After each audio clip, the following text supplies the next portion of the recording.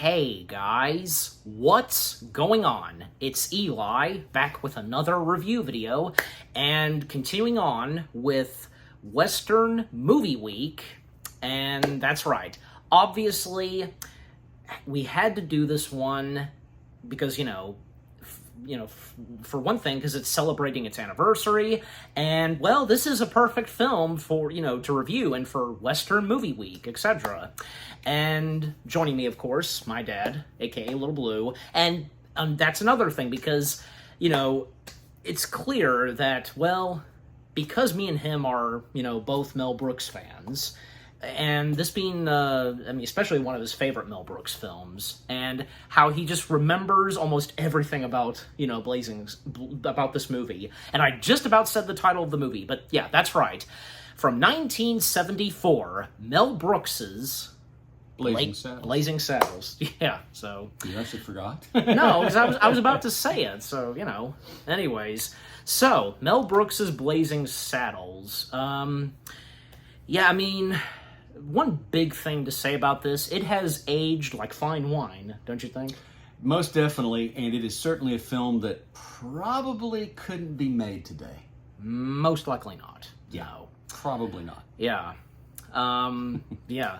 And it's a bit difficult to quote, but some quotes could be easy, not everything is hard to quote or whatever, with some jokes that, even how would the jokes feel to this day? Like, some, harmless jokes and so on. The thing of it... There's a lot of good harmless jokes to think of in this movie, especially one that comes to my mind, but when we mention it. There's a lot of cliches in here in the movie. There's things...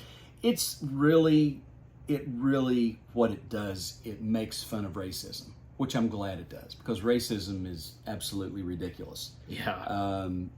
I think people who are racist have a low IQ. Yeah. I really honestly do, because the thought of somebody being judged by the color of their skin, it's incredible to me. But if you watch this movie, if you've never seen it and you watch it, yes, there's a lot of offensive language in it, and it's just chock full of racism. Mm-hmm. But if you step back and look at this film, Mel Brooks was doing exactly what he intended to with this film.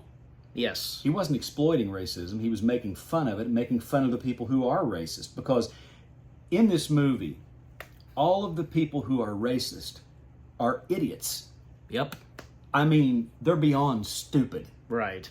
They probably have the IQ equivalency of a bucket of warm hamster vomit, okay?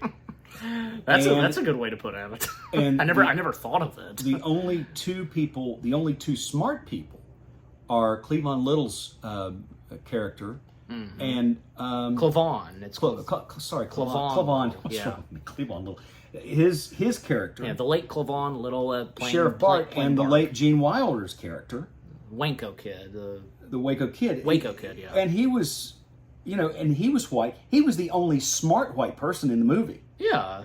All the rest of them were idiots. Mm-hmm. And the ones who were idiots, consequently, were racist. Yeah. Which shows, again, yeah.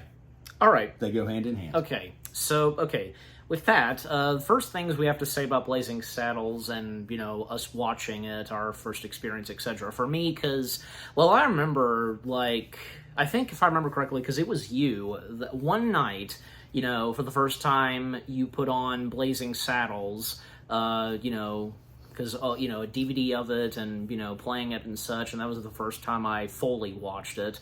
And then, and also, at one point, we, you remember this, of course, we went to see Blazing Saddles in theaters. Mm-hmm. And, not just us, but the audience, too. They were just having a good time with it. So. Oh, yeah. Yeah. And you know what? Because we got to see Blazing Saddles, as well as Willy Wonka, before Gene Wilder passed away. Yes. So that was great to see two of his iconic roles in, well, two iconic movies that he was in his career, in his acting career, getting to see them on the big screen before he would sadly pass away. Exactly. Yeah.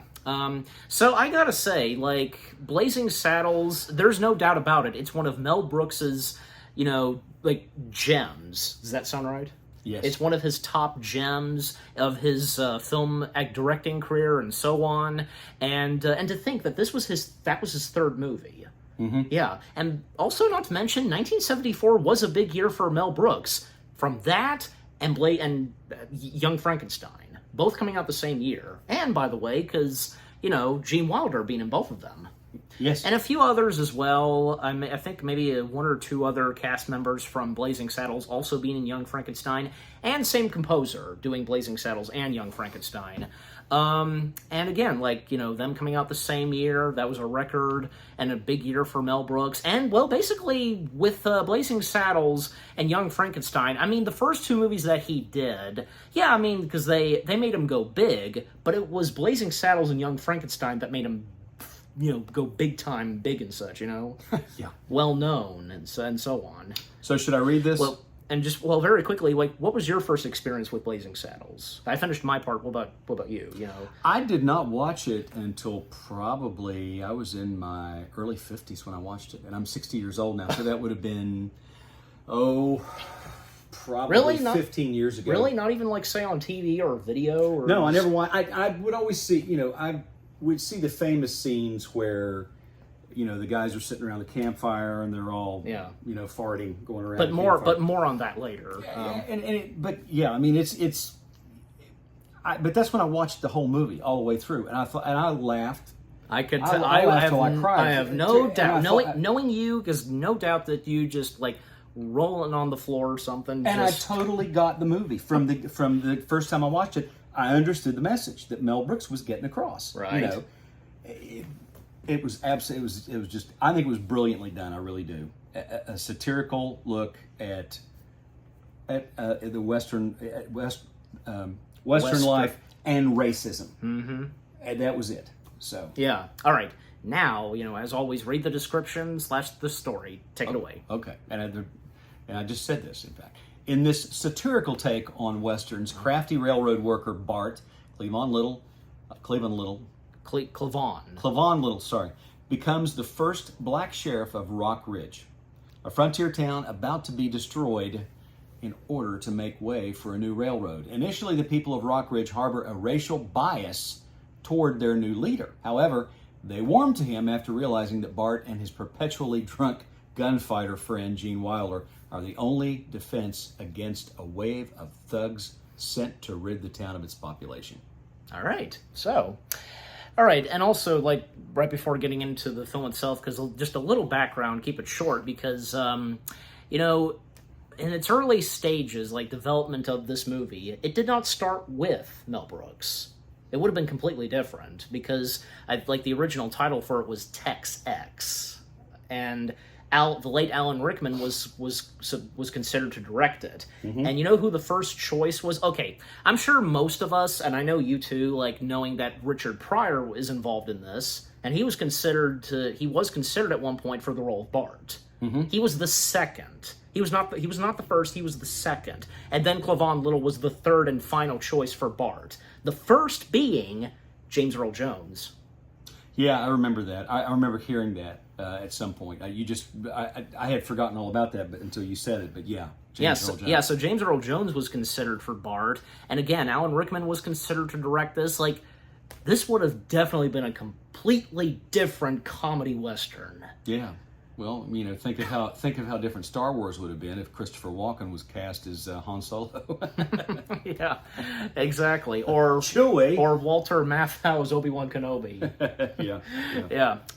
Okay, and so eventually, because Mel Brooks was brought in because someone suggested that Mel Brooks should direct this. Why don't you get Mel Brooks to do this? So enter Mel Brooks, and when Mel Brooks stepped in, he did agree to do this, but under one condition. He not only, of course, did he accepted directing it, but he wanted to rewrite it and make it a full-blown, comedy Western and a spoof, Mm-hmm. And like he said, just, making fun of those who are racist, Yeah. Yeah.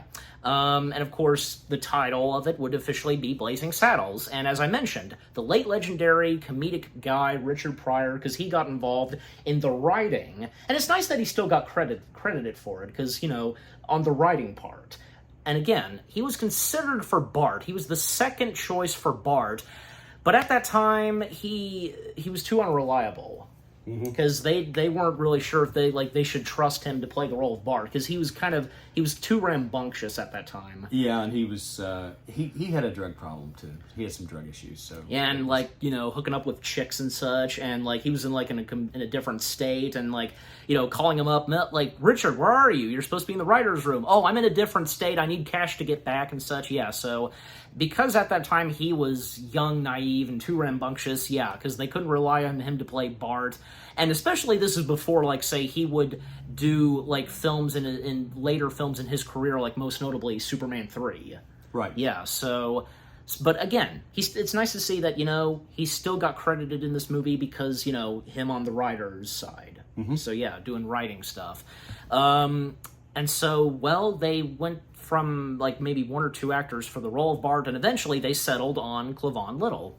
And also... this, who the original choice was, and this was when Mel Brooks stepped in. His first choice for the Waco Kid. Am I saying it right? The Waco Kid, yeah. Jim. I told you about that. John Wayne. Oh, yeah. Yeah, John Wayne was Mel Brooks' first choice, but John Wayne turned him down. I mean, not intentionally, not rude or anything, but just politely turned him down, because, well, he's a family-friendly cowboy. And that wouldn't be right in his image of Westerns. No. So, and what John Wayne said to Mel Brooks, was a very nice and sweet thing. Mel, I can't do it, but I'll be the first in line to see this movie. Yeah, and, that would just, if John Wayne had been cast and had done Blazing Saddles, could you imagine? Yeah, it would have been completely different. And I think that people would be more forgiving now, but I don't know. Maybe it wouldn't have... It's hard to call. It really is. I just now thought of this. Do you think it wouldn't have hurt if John Wayne probably still had made it into the film, maybe just for a cameo or something? For a cameo, yeah, but to play that part, it wouldn't have hurt if he had just done a cameo. So cameo wouldn't have hurt. No. Yeah, no. But anyways, and also, do you realize that the character of Bart is basically, Bugs Bunny in this film? He's the Bugs Bunny of Blazing Saddles, Bart. Mm-hmm. Yeah, so, all right. Yeah, you can see that too. Yeah, and also, the premise of Blazing Saddles, it's 1974 and 1874. Yeah, so, but okay, getting into the film itself, because, where do you want to start with? We don't have to start at the beginning and tell the whole story. We can just kind of do some highlights. And with you joining me, yeah, just one of my favorite characters in that movie was a character by the name of Gabby Johnson. If you look at Rock Ridge, every single person, their last name is Johnson. Yeah. There is Gabby Johnson being played by Jack Stewart. Starrett. Yeah. And I don't think I really fully realized that. Yeah, most of the characters in this their last names are Johnson. Olsen. And I think there's a reason for that. Olsen Johnson, Rev Johnson, Howard Johnson, Van Johnson, Harriet Johnson, Dr. Sam Johnson. Well, just them, some of the others. Well, you know what that means. You know what that is an indication. It's an indication of inbreeding. So okay, everybody has the same last name. Not all of them, as we're looking at. I know, but in this case, John Hillerman, who played Higgins on Magnum PI, played on there for years as Higgins. Was actually Robin Masters. That was his alter ego, but he played in it as Howard Johnson. And Howard Johnson, of course, he was supposed to be the Howard Johnson, as in Howard Johnson Restaurant, Howard Johnson Hotels, those types of things. So it's really hard to get into this movie because we might get in trouble quoting, so I don't even want to go there. But I will say Gabby Johnson was one of my favorite characters because Gabby Johnson was, And he's like, what? No cracker. Oh yeah, because run me out of town. like that old like old prospector dude. Like, Oh my gosh, I laughed till I cried when he and well, because like he's like looking for the telescope. Well, yeah, and like the sheriff is a ding, just like he's about to let it. He's saying it, but of course the bell is ringing. So. And David Huddleston, who was an excellent character actor in those back in the day, he played Olson Johnson, and he stands up after Gabby Johnson speaks, and he says, "I am glad that our children were here to see this, to get to hear the genuine frontier gibberish, because it's what it was gibberish, and everything he said was gibberish, and he pulled up Burton Gilliam there." Yeah, played Lyle. Yeah, Lyle. He really had a hard time with some of the lines in his movie because he did not want to say the N-word. Yeah, and it was Cleon Little who told. It was actually both Clavon and Richard that told him. Reassured him and said, exactly. "Hey, no, this is fine. This is a movie. We know. We get it. We know you're not racist, but this is Yeah. So again, both not just Clavon, but both Clavon and Richard Pryor told him that. So. And I love Slim Pickens. Oh yeah, the good old late legendary Slim Pickens who plays Taggart. There is absolutely probably the classic scene in that movie is when the bad guys are riding into. They're going to ride in and just destroy Rock Ridge. Especially like I just want to mention because Taggart's like rage, and with his accent, Yeah. Kansas City. Yeah. Well, that's so funny. His. Oh shit! Quicksand. Okay, but here's what it says. He says, "Dang it, we almost lost a good hand card." Well, $400. $400 hand card. I was going to mention that too. Yeah. Well, the part that the scene that I loved is when you get into the movie. And just quickly, and after that, because Bart, he's had enough, and just hitting him with a shovel. And of course, tell him I said, ow! And that's when Bart, he gets arrested and very soon would get hanged. So exactly. Which he didn't get hanged, obviously. No, because they switched it out and because they wanted to destroy Rock Ridge. Mm-hmm. But the main villain had another idea. So yeah, go ahead, continue. Yeah, well, I was just because mentioning the villain himself. Well, of course, we have to mention, Hedley Lamar being played by the late legendary Harvey Korman. Mm-hmm. Now he was definitely one of the highlights of this movie. He was, and one of Mel Brooks's Lucky Charms, along with a few others, like especially one that we'll mention when we get there, because if I remember correctly, because Hedley Lamar's name is parodied and named after an actress, correct? Yeah. You know who it is? Yeah, Hedy Lamarr. Yeah. Yeah. And actually because there's one line that's mentioned about, you could sue her and blah, blah. She actually did sue this movie. She did? Yeah. And in response, and this is good on Mel's part, his response on this, give her anything she wants. Because he said if she just give her anything she wants, how much money she's wanting. We love this joke, we want to keep it, and let's we'll oblige and just let her have anything she wants. So well, that's pretty much this. To kind of go into a sidebar here, that's kind of similar to what happened on an episode of the Andy Griffith Show. There was one called it was an episode called the Mayberry Band, and it was where the mayor doesn't want to send the Mayberry Band to the state capitol, Raleigh, North Carolina, to play in the band festival because he thinks they're an embarrassment to the town. So Andy fools him, and Freddie Fleet and his band with the beat are in town, and so he gets Freddie Fleet and his band to trade places with some of the band members, and they march through. So one of the band members undercover that's actually somebody in Freddie Fleet's band is his new trumpet player, and the character's name was Phil Sunkel. Okay. That name, the idea for that name came from Helen Corset, who played Helen Crump on the show. She suggested, hey, I've got this jazz player friend of mine that lives in New York. His name, and he plays a trumpet. His name is Phil Sunkel. Why don't you name him after him? So they did. And guess what? What? He sued the Andy Griffith Show. Oh God. But and they settled out of court, and I think it was like they gave him $20,000. And they said Anita Corset felt so guilty over that. She felt horrible that she caused the production company and I guess CBS to get sued over that. And it was it should have been harmless. He should have taken it as a compliment. Yeah, but he didn't. Couldn't he have taken a joke and compliment? Well, Seriously, if he was a musician, you would think he would want the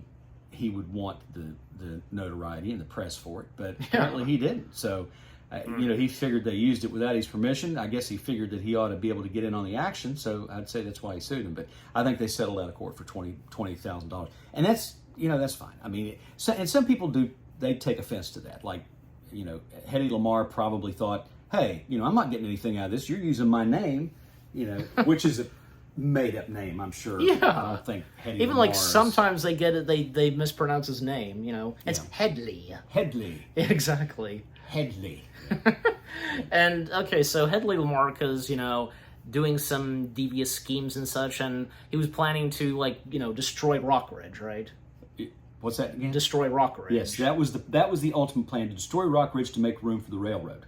Exactly. Yeah. Because that was Headley Lamar's goal, to run the railroad through Rockridge and destroy Rockridge so he could run it through, because they didn't want to go around it. Yeah, and the attempts on trying to scare off the citizens of Rockridge, starting with Taggart and all the other cowboys, Taggart and Lyle just, going in and just causing mayhem and such, and, one who's completely covered in soap bath, Yes. bath soap, yes. and one in a fancy suit, and there goes a brand new suit, however he says it. Mm-hmm. And an elderly lady, have you ever seen such cruelty?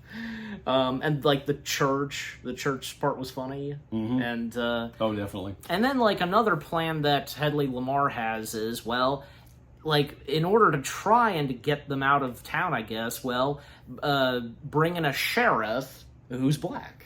Mm-hmm. And thus, sparing Bart and making him the new sheriff. And also, we of course can't forget to mention the governor, Mel Brooks, Governor, how's the name said? Governor Lepetame. Yeah. Mel Brooks, he's funny in that part, so. He is. He's cross-eyed, and he's an idiot, basically, which. Yeah. Yeah. Meant to be that way. Doesn't he suspect a little bit on what his assistant is doing? Because Headley Lamarr technically is an assistant or something to the governor, right? He's clueless. He's basically the governor's just a puppet, and Headley Lamarr is pulling the strings. Just like the way it is in politics a lot now. Yeah. Also, mentioning of Miss Stein, played by Robin Hilton, because it was funny because of the governor, hello, boys, I miss you. Yeah, exactly. And also the part where they're playing paddleball. He can't, he says these are defective, Weren't paddleballs, they existed, in the late 1800s or something, or they may have. I don't know. I mean, it was just a movie. It was a funny movie. So even if they were or not, who cares? Because knowing this movie and what it is, it's a parody and it's a comedy. It doesn't matter. So with this type of comedy, Little and Wilder's characters are picked up by a limo at the end of the movie. For heaven's sake! Yeah, but let's not get into that quick. So again, the Bart becoming the sheriff, and they're of course shocked by the sight on who their sheriff is, mm-hmm. And a funny moment because everybody's got their guns on him, but then Bart, he has a gun on him. It's so funny. Help me! Shut up! Yeah. That was funny. Help me! Shut up! There you go. And he says, and he gets it after he goes in and he closes the door, and he says, "Oh, baby, you are so talented, and they are so stupid." Yeah, isn't that like a fourth wall breaking or? Oh yeah, it's definitely. And by the way, because there's some good fourth wall breaks. One part because where best example, Headley Lamarr trying to figure out what to do and such, and he's basically looking at the camera. Why am I asking you? Yeah. Now when Clavon Little. Oh my says gosh, that. because like you're He's having talking to himself. You're having a hard time. He never looks. it? He never looks into the camera. So it's not the fourth wall on that scene. He's just looking, going, "Oh, baby, you are so talented." Okay, They are so dumb. That's what he said. Dumb. Yeah. He didn't say stupid. He said dumb. Yeah, and then Same thing. then you have the citizens of Rockridge like talking like at the church about their new sheriff, and then at one point, because Bart, comes across and stumbles who's in one of the jail cells. Well, the Waco Kid, Jim, being played by, again, as we mentioned, the late legendary Gene Wilder. And another fun fact. Mel Brooks first had Gene Wilder in mind for Harvey Korman's part. I mean, Gene Wilder, it didn't take him that. I mean, obviously, because he liked the script and what Mel was doing, and he, of course, he expressed interest in doing it. And by the way, because this was when, Mel was doing Young Frankenstein, and he mentioned it to Wilder about Blazing Saddles, about a script that he was writing, and he was doing a Western, and Gene Wilder, again, because he read it, and he was hooked on it, and again, Mel had him in consideration for Hedley Lamar, but Gene Wilder really connected, and with the script that he was reading, and the characters and their lines, he really connected with the Waco Kid, and he felt that he should play that part. But Mel at first said, no, Gene, you're all wrong for that part. But Gene was very insisted, and of course, eventually he would, and rightfully so, play the role of Jim / the Waco Kid. Because could you imagine if Gene had played Hedley Lamar? He could have pulled it off. He could have. I mean, he could have, but in the end, and in the final film, because it clearly shows that the role of Hedley Lamar, that's definitely for Harvey Korman, and for the role of the Waco Kid, for Gene. They nailed it at those roles. And also because, the Waco Kid, telling Bart, some people call me, my name is Jim, but some people call me Jim. Like, how does he say it again? Because that's it. That's pretty much it. Did I get it right? Yeah. Yeah, I mean, I try my best to remember exactly how, but anyways, and it doesn't take that long for the Waco Kid and Bart to connect and such and get to know each other. Well, and even at one point, because each of them talk about their background and history and such, their backstories and so on. But when it comes to Bart, actually, because back to Jim, because what do you remember of his backstory,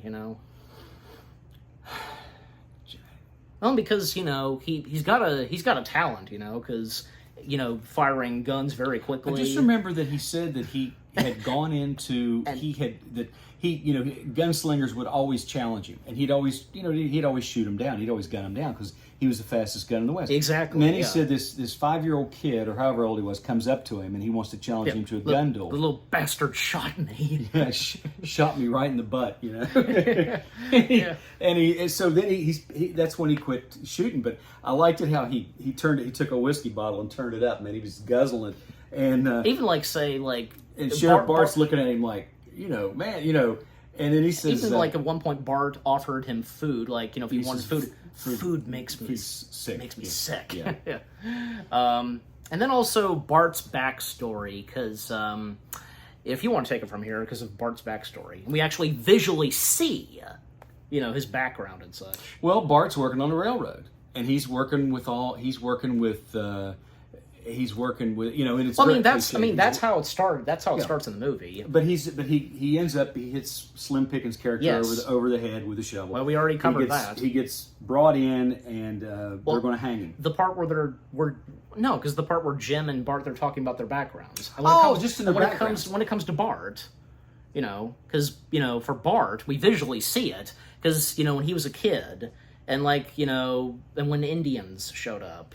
When his parents, he's on a wagon train. He's in a wagon train, and of course, it's segregated. He and his parents have to stay behind the rest of them, and so when they, the old wagon trains, when they would move out west, if they were attacked by Indians, they would get in a circle to kind of create a fortress, and they would get inside that circle to help protect them from the bows and arrows. Yeah, and so, but they showed. Even they're spinning around.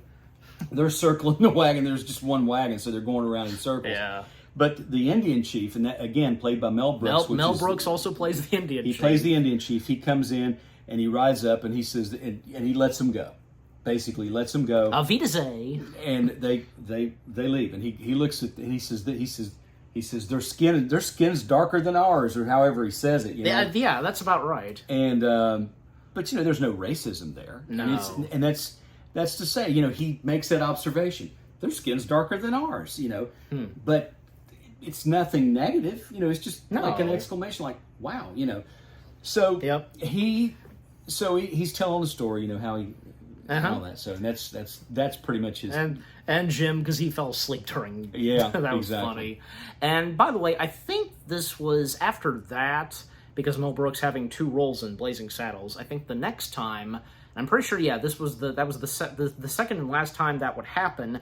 Well, in Spaceballs, he would have 2 roles. Mm-hmm. Yeah, because usually he did sometimes have 1 or 2 roles. Mm-hmm. So, yeah. And in Spaceballs, we all know who, of course, the president of Spaceballs and Yogurt. So, so then, because what happens next is, Hedley Lamar, plans to send out Mongo.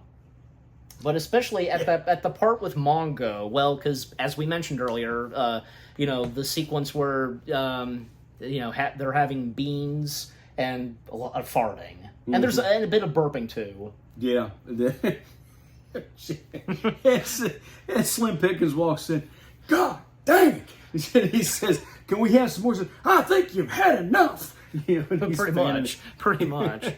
And again, because Mongo, this is where we first see Mongo. And Mongo being played by Alex Karras. I think I said that right. Yeah. Mongo. Yeah, he was Alex Karras. He was a football player. Oh, okay. Yeah. And because Mongo, he's sitting by himself and he's eating a handful of beans with a big spoon. And so, yeah, Mongo is sent out to specifically do what in Rockridge? Do you recall? Basically just to wreak havoc. You know, and that's what he does. Yeah, and Mongo coming in with a bowl, basically. Riding a bull. A type of bowl. Mm-hmm. And the one part where, because, one of the high heads of Rockridge confronting Mongo, you can't park, and such, and, Mongo punching the horse. That was funny. And that horse being well-trained and acting, Oh, yeah. falling. Yeah, that was really good. Mm-hmm. And then, of course, Mongo causing disaster in the bar, and then, one of the citizens of Rockridge coming to the sheriff for help, and because it's funny because Bart was gonna go, he was gonna use his guns and such, and Jim telling him, don't shoot him. If you shoot him, it'll make him angry. No, don't shoot him. That'll just make him mad. Yeah. And then he goes in and he's dressed up like a telegram. He's like a telegram delivery boy. Yeah. And he goes in. Candygram for Mongo. Candygram for Mongo. Yeah, and he gives it to him. And he's Mongo like candy. Yeah. And he takes it and Thank he you. goes out and it's the Looney Tunes theme plays, and then he does this and boom, it goes off. and the Looney Tunes theme finishes. That phrase when he says Candygram for Mongo. there's actually a Rush song called Anagram, and it's called, the name of the Rush song. It's on the album Presto, and it came out in 1989. Rush album that came out in 1989, and the song Anagram, in parentheses out from the title, it says for Mongo. So it says Anagram for Mongo, and it's I a think nod. you might have told me that. Yeah, Yeah, it's a nod to Blazing Saddles because Geddy band- Lee, Alex Lifeson, Neil Peart, they loved the movie Blazing Saddles. obviously. And why else would they put that and have that be in Exactly. tribute to Mongo? Exactly. And let alone, of course, Blazing Saddles. And that moment, because, with the candy, given to Mongo and explodes, and that's definitely like a Looney Tunes vibe, right? And with the theme playing. Mm-hmm. And then, because then one moment where Hedley Lamar's taking a bath, and one moment I remember very well, where's my froggy? So, ribbit. He's comfortable while holding his rubber frog. Yeah, exactly. And Where's my froggy? Yeah, and obviously word gets spread to Hedley Lamar on what happened at Rockridge, and seems as though as of now the citizens of Rockridge have accepted their new sheriff. Yes, and it's And especially after what happened when Bart took care of Mongo. And, well, because Mongo, he's tied up in chains and such in jail, so not put in a cage, but literally tied up. Yep. And so Hedley Lamar trying to come up with a new plan, and thus he turns and hires Lily Von Stupp. Yeah, Lily Von Stupp. Yeah, being played by the late Madeline Kahn. Yeah. I'm just doing my best imitation ever. I'm tired. Yes. So tired. Yeah, but okay, so what do we have to say about... I'm just pooped. So what do we have to say about Lily Vaughn? She's, I mean, it's Madeline Kahn. I mean, what Of more can you say? course. She's beautiful, sexy, and I think that's why Mel Brooks always, got her to play so right. She was just wonderful, and she's wonderful in this, and it's just, it's a. The song I laugh number- at scenes in it that I can't repeat. I don't want to repeat, but it's funny. Yeah. She's funny. Her character's funny. Yeah, and the song number, that she has, just funny, of course. Very funny. And fun fact, because, well, Mel Brooks, he not only wrote the movie, I mean, not just him, but Richard Pryor and a couple of others, but Mel Brooks, he also wrote the lyrics to some of the songs. Yes. And when it came to that song that Lily Vaughn sings, Madeline Kahn, he stated that what's the name? Do you know the name of the song? Just, is it Tired, or...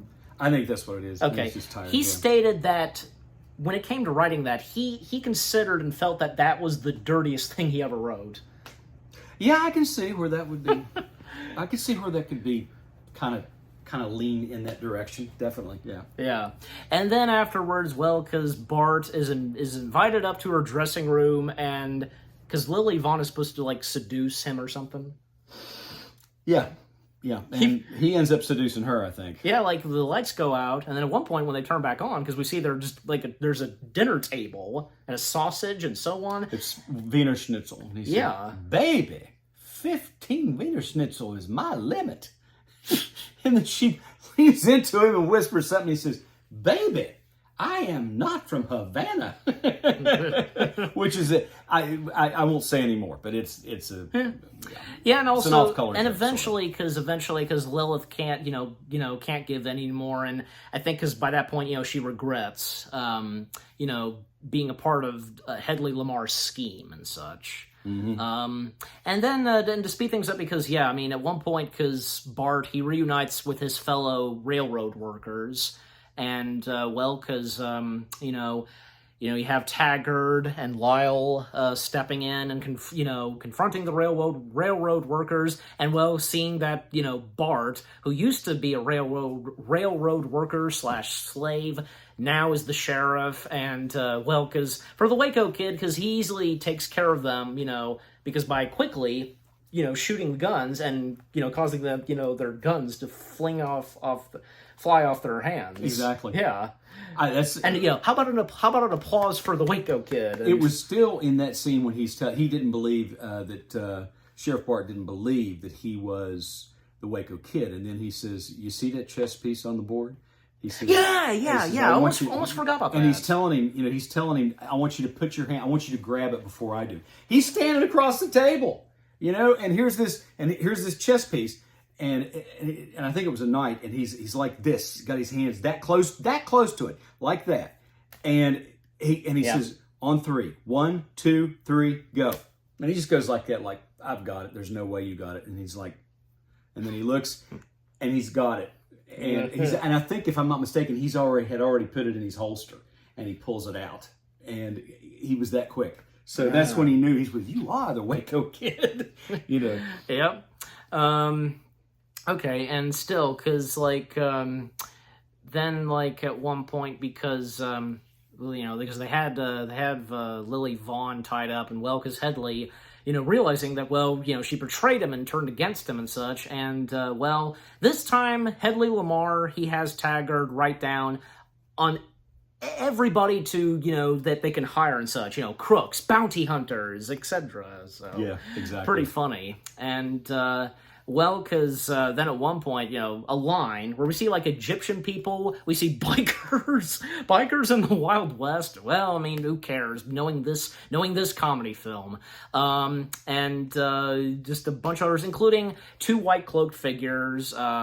Probably it's best not to say the name, but and even like on the back of their white clothing, have a nice day. Have a nice day. But the best part was and the Waco Kid and Bart, obviously, because they're aware of what Hedley Lamar's doing, and thus going to investigate, and they can see what Hedley Lamar's doing, and hiring a bunch of people and such to, and even like one bad guy that goes up and he's chewing gum. Yes, I was literally going to mention that. Yeah, he says, "What do you have in your mouth?" He says, "Gum." And he says, "Did you bring enough for everyone?"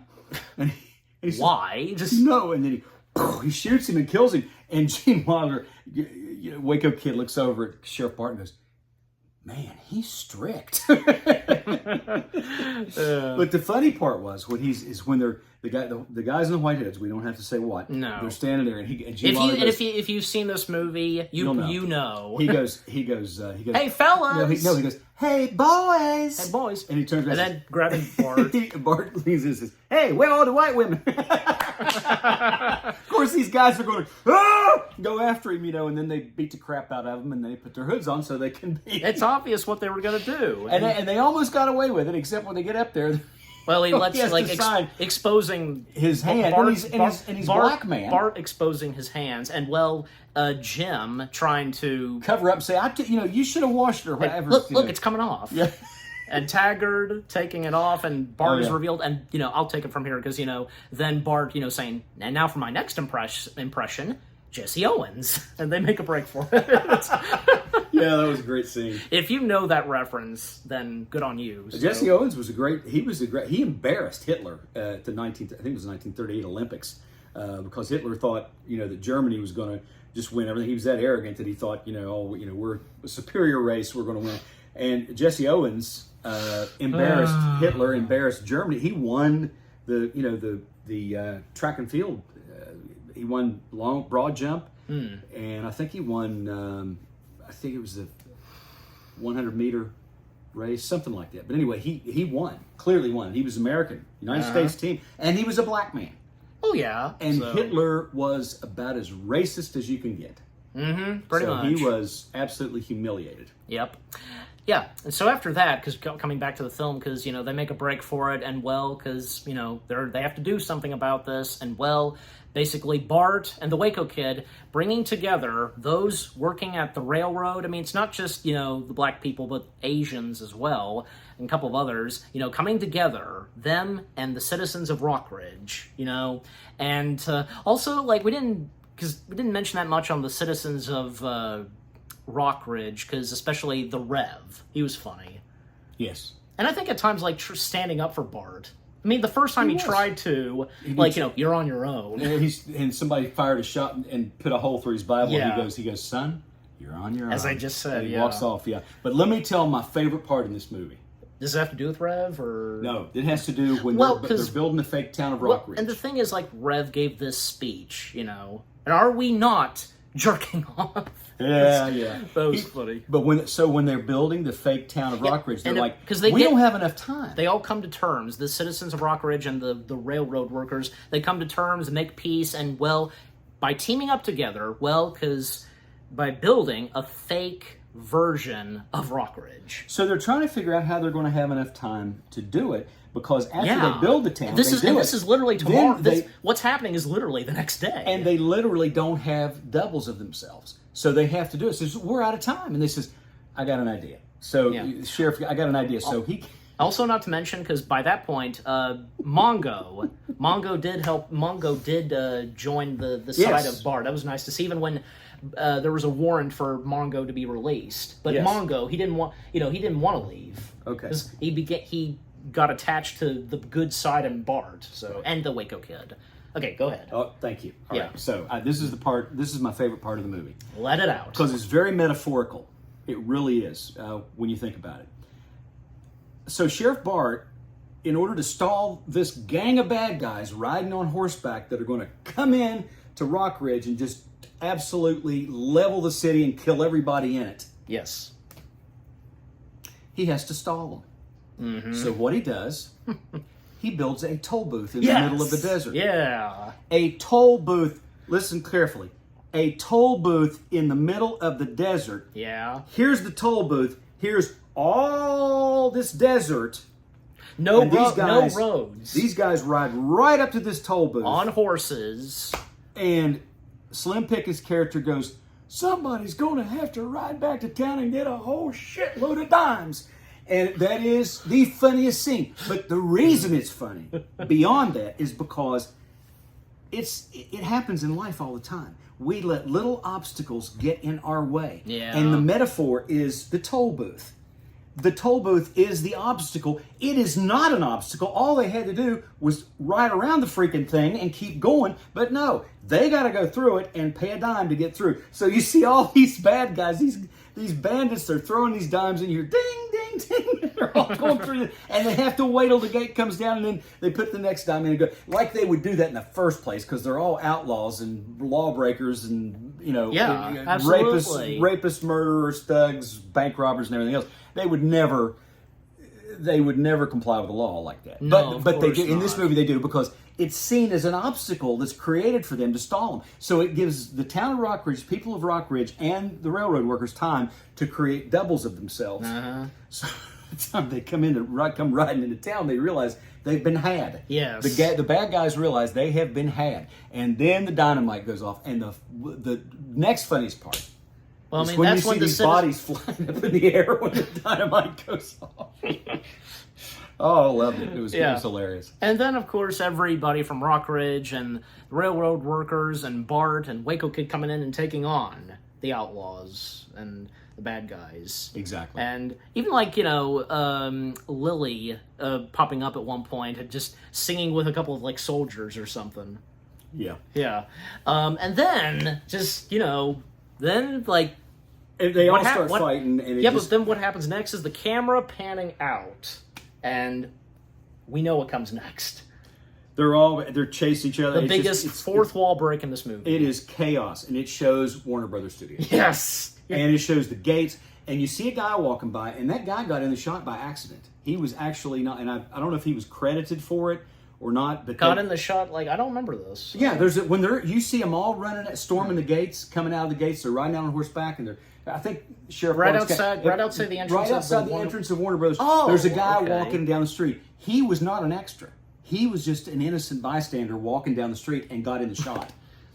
You wonder how that regular person, just how he must have have felt and reacted to where he in the middle of where he was at. Yeah, I mean, security obviously wasn't very tight because I knew a guy who almost walked into a shot of Ocean's 12 with George Clooney and Brad Pitt. They were filming in the airport. Hold it, it's not Ocean's 12, it's Ocean's 11. Yeah, but they did an Ocean's 12 too. Oh, okay. Yeah. Ocean's 11 was Ocean's Frank 12 Sinatra, Dean Martin, and Ocean. Sammy Davis Jr. Well, Ocean's 12 being It was George Clooney, Brad Pitt, and I can't remember who else was in it. But a guy I knew was walking down the concourse to the airport, whatever airport they were filming in. I think it was Las Vegas, maybe.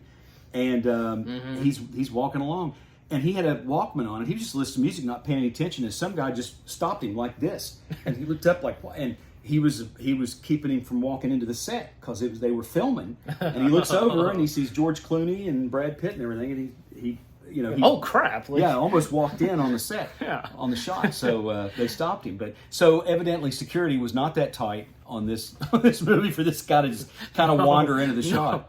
But it just managed to work. And I might add, nor was it that tight in Star Trek IV, the Voyage Home. That popped in my head, and I was going to mention that. Yep. Because I'm pretty sure that technically counts.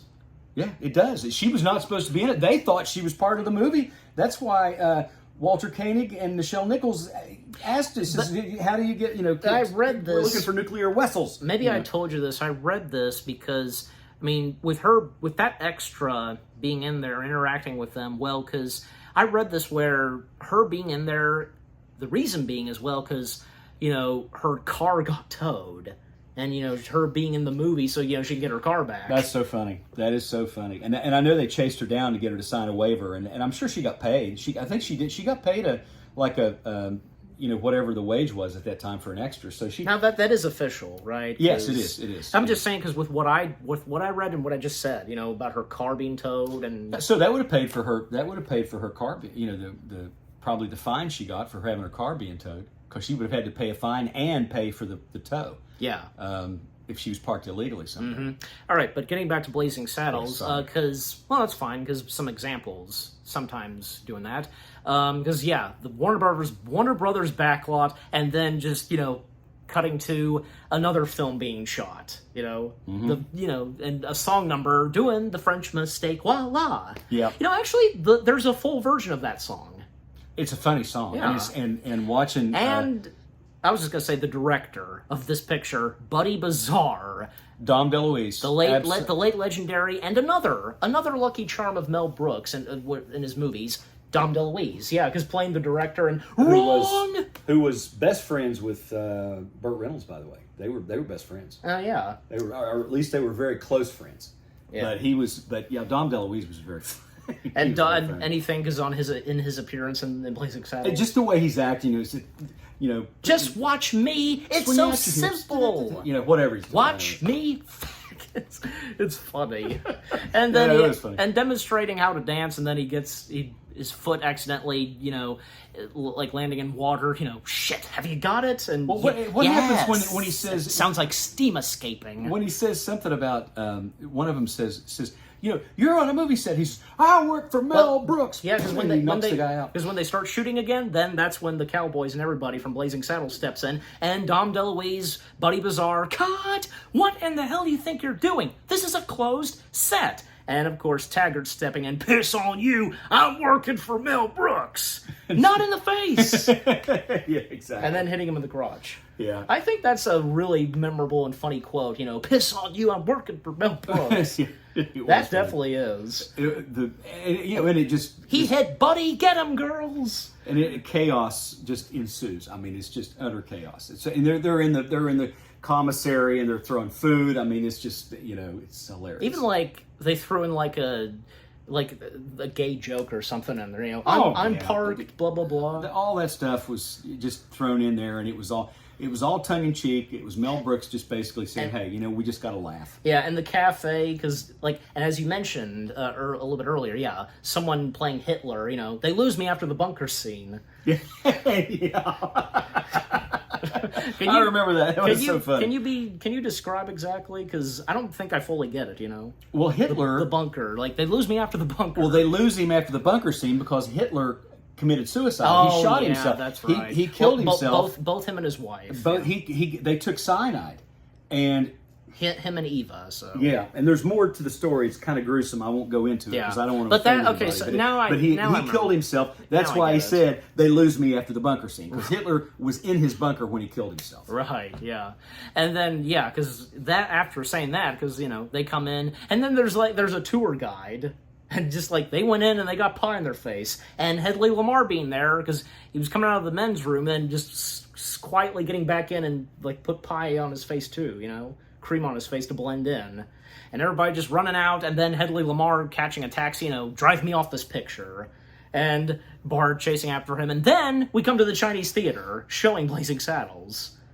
I'd imagine because maybe possibly because at the Grauman's Chinese Theater, probably because when Blazing Saddles premiered, probably at the Grauman's Chinese Theater, and when that came up, crazy. And, Hedley Lamar getting a ticket, are you a student or something? Do you know that part? Just, are you kidding? Yeah. Yeah, and I then remember that. getting Raisinets, and when he sits down, and you can see Bart coming in, and shit, and then he jumps up and bolts, and he gets him. He gets him in the end. So. Now, what exactly is funny about the Raisinette thing? Because people get Raisinets when they go to the movies. Yeah, not me. And it was and I'm sure it was product placement. You know how they do product placement in movies, and they get they'll give an endorsement, and then they'll get money from the manufacturer. It's. A lot of times that's how it helps to fund the movies. And another joke on mispronouncing his name and Hedley because noticing the handprints, You know that part. Yeah. Yeah. And then, well, because, you know, Hedley Lamar and Bart facing off against each other, and, well, because, you know, Hedley, you know, tricking Bart, and, you know, because, like, he didn't bring a gun, and then Bart putting down his gun, you know, we'll do this man-to-man and such. Oh, I just remember, I do have a gun. Whipping it out, but then Bart is quick enough to shoot him right in the crotch. Yeah. Yeah. And even, like, Hedley Lamar made a comment on a one, like, footprint part, you know, of a stuntman or something. Yeah. It's just I can't remember how that goes exactly, but I'm just remembering the whole thing, that whole final. And then, like, landing in cement and, like, you know, his name being there. And just, yeah, that's it for Hedley Lamar. Yeah. And the Waco kid stepping in, you shot the bad guy. And then, you know, they go in and go into the theater to watch the rest of the movie, and, you know, I love a happy ending, as the Waco kid says. Yep. And they sit down, and then we come straight back to the film, and, well, by this point, Bart has finished his duty, to, you know, taking down Hedley Lamar and such, and, you know, riding off into the west, you know, into the sunset, Yep. and having the Waco kid tag along. So even, like, the Waco kid still had a bag of popcorn. Oh yeah. Yeah. And riding out, and then there's Well, the limo. they ride on horses, but then at one point they take a limo. And the Wrangler's there to take their horses, and Yeah. then they get in the limo and they ride off. It was hilarious. Well, that's one way, because this being a full blown Western parody, that's one way to end it off. And that, to me, was a perfect way to end it. It really was. That scene, and I have to wonder if it was inspired by this actual event that took place. Alan Hale, that played Skipper, you know, he played Jonas. Alan Hale Jr. Alan Hale Jr. played Jonas Grumby, the Skipper, otherwise known as the Skipper in 'cause Gilligan's Island. He did Western stuff right before Gilligan's Island. So he was out in the desert, and I don't know if it was specifically to audition for Gilligan's Island. I don't think it was. I think it was to audition for another film. He was out in the desert shooting a movie, and he rode on horseback to the highway and met a car and got off the horse. The Wrangler took the horse. He gets in the car, and the car drives him to the airport. So I have to wonder if somebody didn't know that story, and they wrote that into that. And if it was ending. and if it was a coincidence. Could have been. I mean, but it would have worked. But Yeah. one thing that laughed is when I forgot to mention, back when he was telling them, you know, they were going to leave Rock Ridge. The whole the citizens, they were fleeing Rock Ridge, and Sheriff Bart says, "Hold on," you know, he says, "I've got a night," and they're like, you know, "Screw you, don't care," and they're out, they're leaving, and he says, and he tells them this, and they're like, "No, we're not," and he says, "You do it for Randolph Scott," and they're like, Yeah, Randolph Scott. And Randolph Scott. And Randolph Scott was he was a very, very famous cowboy actor, like John Wayne, back from the late 20s all the way to the early 60s. Yeah. So his career as a cowboy in westerns spanned almost as long as John Wayne's did. But that was a funny scene when he said, "You do it for Randolph Scott." Randolph Scott. And so then they do it. You know. Yeah, and something, because before Bart rides off into the sunset, like, you know, saying goodbye to the citizens of Rock Ridge, and just at one point, all of the citizens of Rock Ridge, you know, just all, you know, at the same time, you know, saying bullshit or something. Yeah. Yeah. But just overall, how the movie ends, as we just said, it was Perfect. couldn't have found a funnier way to end it off. Not on horses, but in a car, in a limo.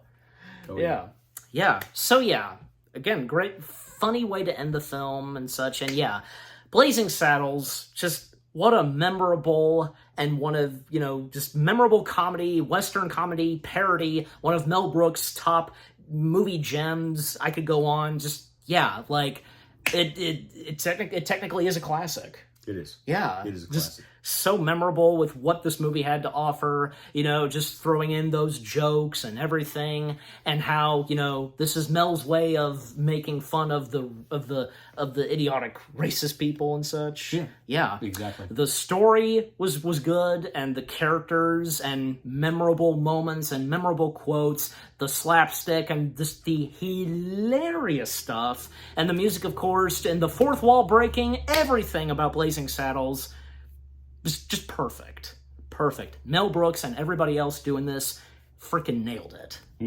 And yeah, so for me, because I really enjoyed this, it's, yeah, what more do I have to say? Because it's one of Mel Brooks' top gems and so on. And what are your final words and thoughts to say on Blazing Saddles? Blazing Saddles, you pretty much summed it up with what you said, but I'll add this. It is Took the words right out of your mouth. it is very much a tongue-in-cheek satirical Western, and it pokes fun at racism. It pokes fun at the labels we put on individuals. Rightfully so. Absolutely, because as I said before, racism and stupidity are one and the same. Yeah. Totally one and the same. And the way Mel Brooks portrays it in the film, it's brilliant. It's brilliant. Oh, absolutely, absolutely. And I have to give it, of course, I'm going to give it 5 out of 5 stars. Yeah, because now that we've come to rating it, yeah, you give it 5 out of 5? Well, for me, what the heck, I'm giving Blazing Saddles 10 out of 10. 10 out of 10 stars for Mel Brooks's Blazing Saddles. What a memorable film this is of his. Perfect, a classic from the 70s, one of the top best comedy parody films. And, for this being a Western, so... And what about you guys? What do you think of Blazing Saddles? I mean, do some of you, even as of now, would cringe at this film? I mean, haven't you got any good laughs from this movie? Especially because a lot of reaction videos on YouTube, movie reactions, who have YouTubers who have reacted to Blazing Saddles. It's amazing. And what was your favorite moment? What was your favorite funny moments in the movie and with the cast, the characters and everything? Yeah, just overall, what do you think of Blazing Saddles itself? And is it one of your top favorite Mel Brooks films? And with what me and my dad had to say about it, and with our review, and yeah, what did you think of our review? Leave comments and give this review video a like as always. And with that being said, thank you very much for watching. We hope you guys enjoyed our review of Mel Brooks's Blazing Saddles. More review videos are on the way. They're going to be awesome. Keep looking forward, and we'll see you guys in the next video / review. And of course, continuing on with the Western Movie Week, up next, well, we go from one comedy Western to another, where this time, it's a comedy Western done by good old Seth MacFarlane. Stay tuned for that. And last words, and so on. Okay, then. So long, partners. I must be off. He says that for me.